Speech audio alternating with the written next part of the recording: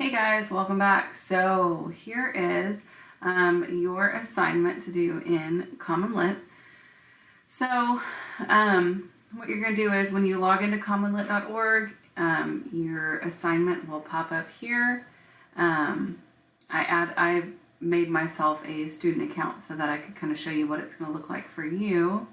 So basically what we're going to do is in this video, I'm going to show you how to apply the contrast and contradictions signpost strategy to Thank You Ma'am. And I'll do like the first couple of places that I want you to annotate on the text through the website. And then after that, for your actual assignment, you're going to go in. You're going to copy over my annotations so you can watch this video again and kind of follow along, and then copy over my annotations and then do the rest of them yourselves. And then at the end, you're going to have a couple of multiple choice questions to answer as well. All right, so here we have a little excerpt or a little kind of blurb about what we're going to be reading. So the author, Langston Hughes, super famous guy, super talented, was an American poet, social activist, novelist, and playwright. Hughes is considered one of the leaders of the Harlem Renaissance, which was the cultural, social, and artistic movement of black artists that took place in Harlem from about 1918 till the mid-1930s.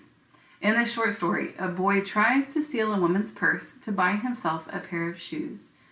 And then it says, as you read, take note on how Roger's character changes during his time with Mrs. Luella Bates Washington Jones. Okay. So, got it.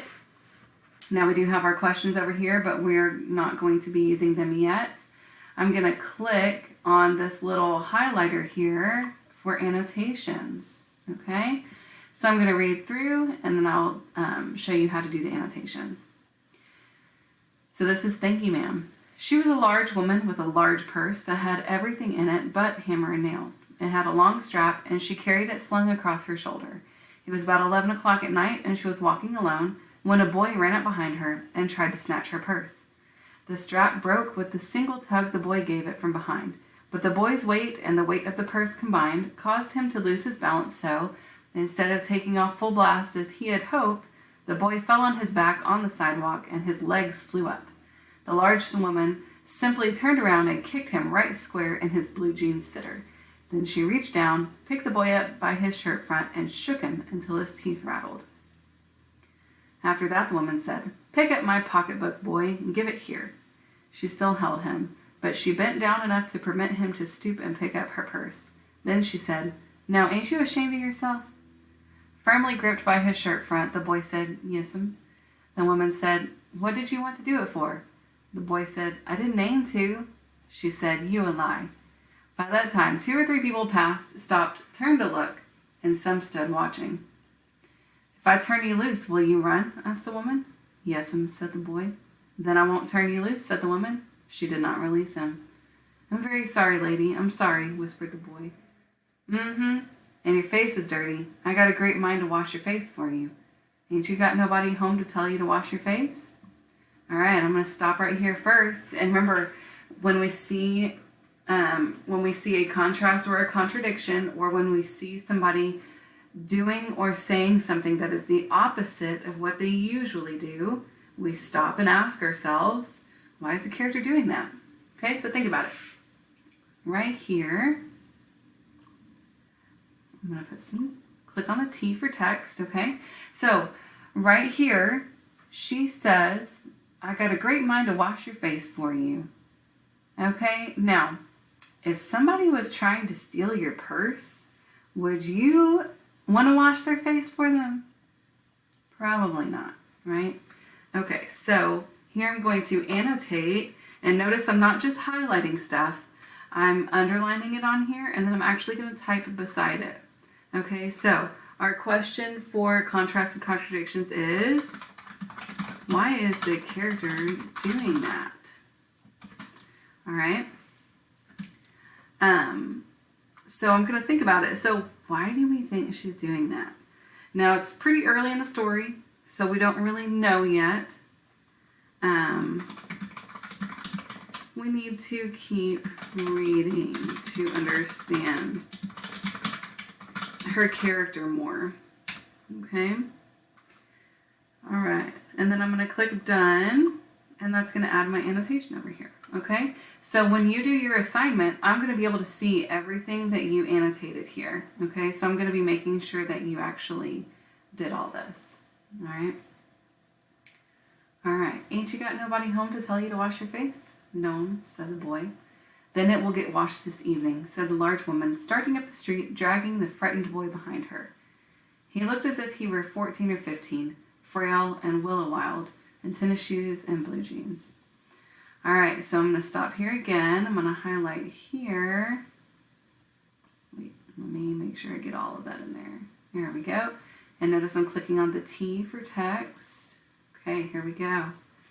So, again, what is going on here, right? What is the contrast and contradiction? So, the woman is taking him home. So I'm going to say, why is the woman taking the thief home? Hopefully I spelled thief right. I can never remember that one. Why is the woman taking the thief home? Okay, now we still don't quite understand, but I'm guessing it has to do with the theme. So I have a feeling this is going to be about like a life lesson or a theme maybe. And I'm going to click done, and then my annotation is saved there.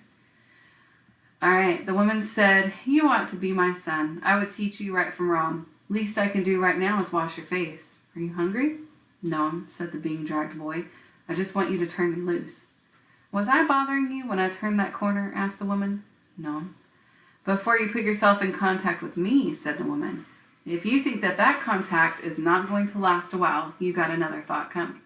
When I get through with you, sir, you are going to remember Mrs. Luella Bates Washington Jones." Sweat popped out on the boy's face, and he began to struggle. Mrs. Jones stopped, jerked him around in front of her, put a half Nelson about his neck, and continued to drag him up the street. When she got to her door, she dragged the boy inside, down a hall, and into a large kitchenette-furnished room at the rear of the house. She switched on the light and left the door open.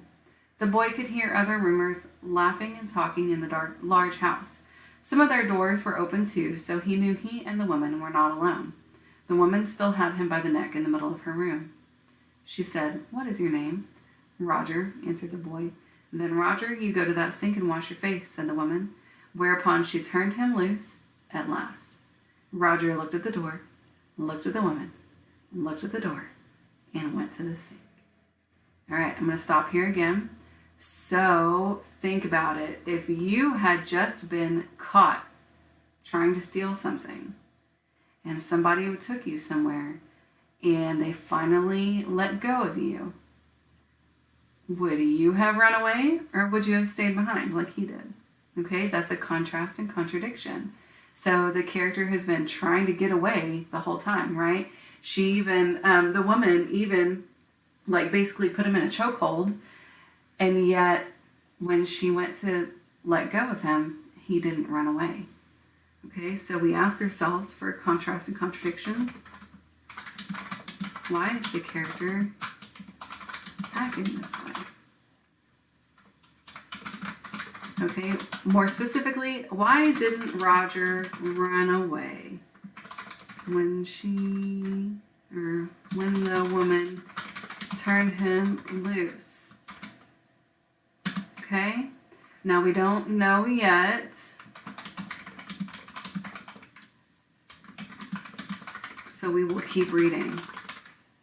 Okay, and done. Then she says, "Let the water run until it gets warm," she said. "Here's a clean towel." "You gonna take me to jail?" asked the boy, bending over the sink. "Not with that face. I would not take you nowhere," said the woman. "Here I am, trying to get home to cook me a bite to eat, and you snatched my pocketbook. Maybe you ain't been to your supper either, late as it be, have you?" "There's nobody home at my house," said the boy. "Then we'll eat," said the woman. "I believe you're hungry, or been hungry, to try to snatch my pocketbook." All right, we're going to stop right here. All right, so it looks like she's about to feed him. So on your annotations, what I want you to do is go on to the next page in Canvas. you will have a link to go to this assignment here. Okay, I want you to copy these same places that I have stopped to make annotations, and I want you to continue. So this is going to be another one here. Type in your question and your answer, and then find, let me count how many more are going to be on here. Okay, there's going to be one more, and two more, three more. There's going to be three more after what we've already done here. So find three more places where you can make an annotation like this and add it to your text. Okay, three more. And then you're going to answer these 4 assessment questions. Okay, and they're multiple choice. Just give it a try, okay, and see how that goes, and then submit your assignment. All right, and if you have any trouble, make sure you come to my Zoom where we will work with this text some more, and you can also ask me any questions. You can also message me questions if you want to. All right, well, good luck and enjoy the story.